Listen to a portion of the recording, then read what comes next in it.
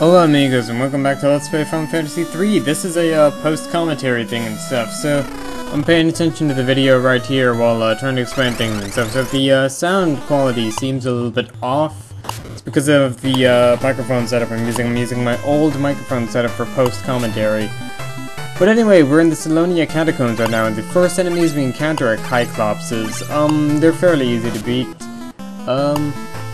Most of the enemies in this dungeon aren't terribly tough. There is one exception, but he's only tough if you allow him to use Break 2, which instantly petrifies a party member. And even then, that's only an issue if you, forget to stock up on soft items and such. So really, it's not that much of a big issue. Anyway, as you can see, the party members are dealing quite a bit of damage with their attacks now, especially Leo using 2 defender swords, so most of the enemies in this dungeon don't really pose much of a threat as long as you're well equipped. Same can be said of all enemies in the game, but still, anyway, we're pretty over level for this area anyway, and stuff. Like the boss FAQ recommends that we take on this level around level 26 to 28, and we came in like, what, level 30, level 31, so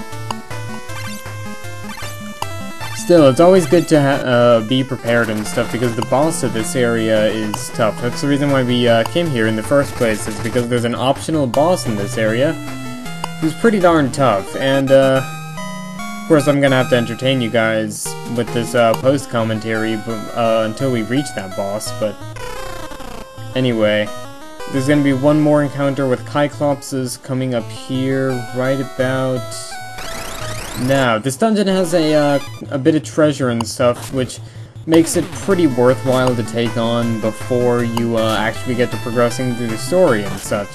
If you take on this area after you progress through the story, the armor and items in here aren't going to be as useful as they would be otherwise, and most of the enemies here, like I said, don't really pose that much of a threat, especially if you're well equipped and having powerful items and stuff. Mikey in particular here, I think I'm running a Dragon Claw and Cat Claw setup with this right now and such. Actually, well, by the end of this dungeon, Mikey's attack power without fists is higher than it is with the claw items and stuff, so we really don't need equipment after this dungeon. And we're not going to need equipment for quite a while with Mikey, if ever. Anyway, these enemies are boss trolls, and I know what you guys want me to say, and I was going to make a reaction to that in the original footage and stuff, but unfortunately I forgot to plug in my microphone during that. Or maybe it's fortunate for you, because you guys didn't have to listen to me ramble on about an optional dungeon and various things that don't even matter, like stuff. But then again, I do say a lot of educational things in this area too, and stuff. This is, once again, completely optional. And another thing I found out in the undersea cave that we were in last part and stuff is that, or one thing I was going to cover in the commentary, and I guess I did. Oh, that blue troll thing right there. Those enemies can cast Break 3 if I remember correct, or Break 2 if I remember correctly. So you really do want to be careful. They don't pack that much health, but still, it's wise to be careful, and it's wise to be wise, and wise old men and such like that.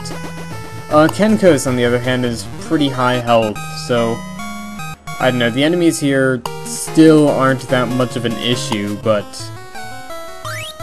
alright, that's a golem staff, and with that, we can bid farewell to elemental staves and just carry the golem staff with us for the rest of the game and stuff. Until we get the ultimate weapon for the White Wizard job class and stuff. I'm saying "and stuff" a lot in this post-commentary, I'm really sorry.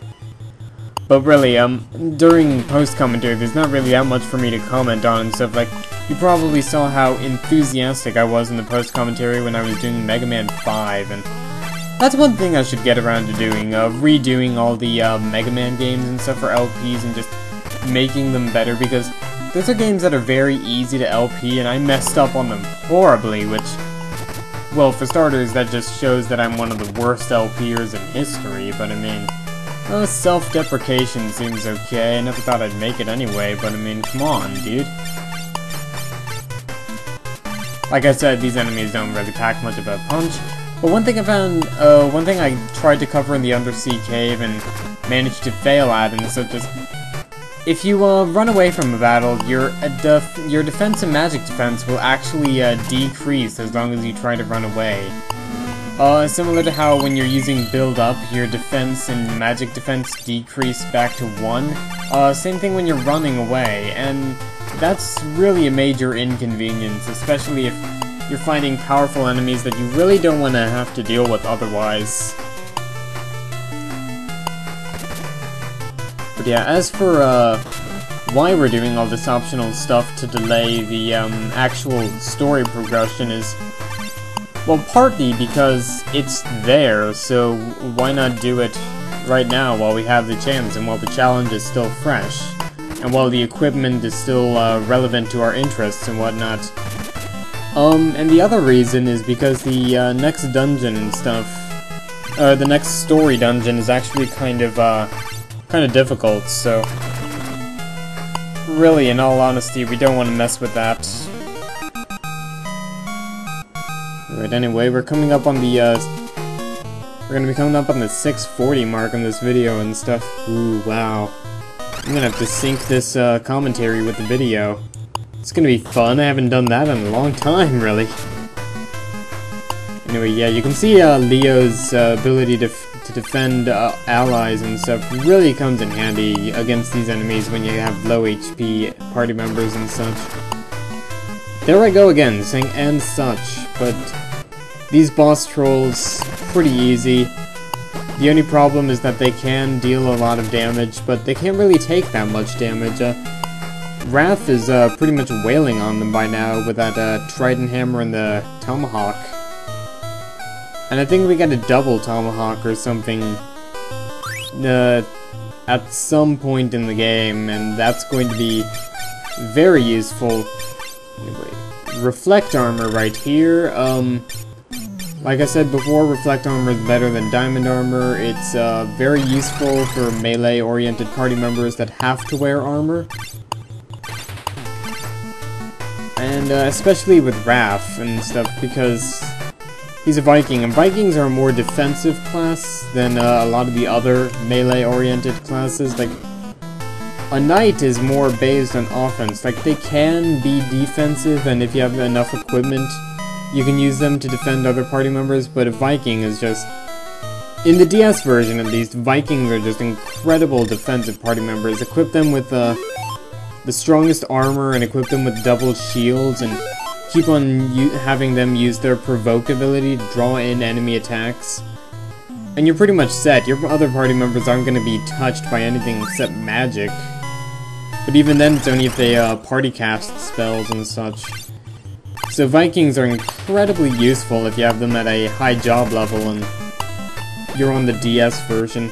That's one thing I never really covered in this game, the job levels. All the job levels really do in this NES version, I believe, is just make it so that it takes less of your capacity points in order to switch job class. Though I think it might increase some of their abilities a bit.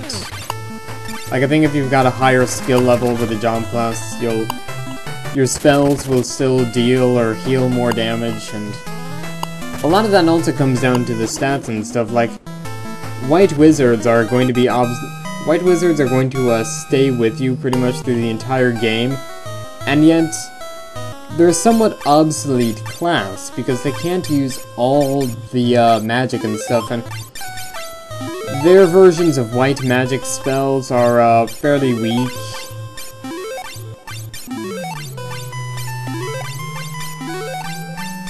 Then again, it also, part of it comes down to what job class you had previously as well. And alright, we're coming up onto the boss here now. And this boss is Odin. And I have a little bit of delay here to announce that we are fighting a boss, so we have to make sure that our equipment is all proper. And yeah, that's pretty much good. We're at level 31 with all party members. Can't equip anything to Mikey in terms of his arms, unfortunately. And... oh, my screensaver went off. Who dares disturb my peaceful slumber? It's Odin! Oh wow, Odin. Odin isn't as weak to lightning as I thought he would be coming into this battle, and Odin's magical, physical attacks are what's going to hurt you through a lot of this, battle. It's not really, the, Atom Edge attack he uses, though Atom Edge is going to deal a lot of damage. It's not really Atom Edge that's going to, do your party members in so much as it is just his physical attacks, because he's going to hit at least 1,000 with every physical attack he does, except on Leo occasionally. Mikey in particular is, very ill-prepared.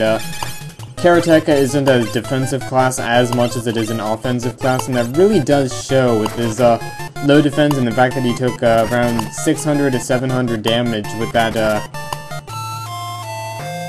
with a single Atom Edge, and it's gonna happen again, and 648 damage, or 640 damage, I guess. I really can't tell. The screen is small where I'm, sitting and I'm watching this in Vegas, and it's just like, oh man, that screen is tiny, but Odin's eventually gonna start killing off our party members one by one. You know, here come the Justers one by one, and however that song goes. Leo seems to be the only one that's dealing good amounts of damage to Odin right now, and Leo is gonna, with those two Defender Swords, he's gonna carry us through a lot of boss battles and random encounters in particular, because he can deal at least 900 damage each turn. And, I mean, yeah, Odin also is no pushover in terms of damage. Like, you saw him deal 1,100 something rather damage onto Raph, who's a very well-defended Viking as well. So really, keeping Leo alive here is going to be the top priority throughout this, and I kept on wishing throughout this part, oh come on, I need to use Cure 3 before Odin attacks. And as it turns out, it didn't really matter in the first place, because Odin just had one more turn left to live. Odin really doesn't give us that much of a good prize at this point, though he does give some, pretty good experience. Odin pretty much just gives you the Odin Summon. This pretty much enables you to, if you have a Summoner cast it, kill all enemies. I'm not sure on the white magic and black magic effects, but pretty much that's it. The post-commentary here is over. So until then, this is Toadfrog signing out. Stay tuned.